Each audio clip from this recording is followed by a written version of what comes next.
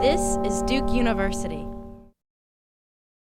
So some of the ways that I try to challenge my students in terms of their own writing is allow them multiple opportunities to engage with different exercises that allowed them to explore different facets of language that perhaps they hadn't necessarily encountered before or thought about. So for example, in one of my creative writing classes, we'll do a walking exercise in response to poetry that deals specifically with walking. So for example, taking Frank O'Hara's lunch poems, which was written reportedly on his lunch break when he was working at the Museum of Modern Art in New York.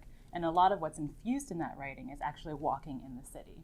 So in response to that text, I'll have my students leave all of their belongings and take a walk together. And I invite them to sort of notice different patterns, I say, within the context of our walking. So they'll leave all of their cell phones and all of their belongings in the class, and we'll return to the class after this short exercise of walking, and I'll invite them to sort of write a spontaneous poem in which they're responding to the different kinds of patterns that they might have seen. So for example, maybe they saw green on a bush, and then we walked into the library and they saw a green book on the shelf.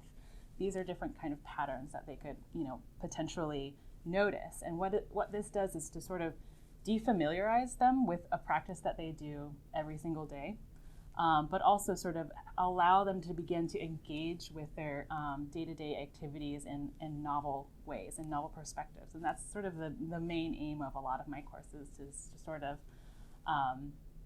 cultivate a more critical awareness of how we move and how we live in our day-to-day lives.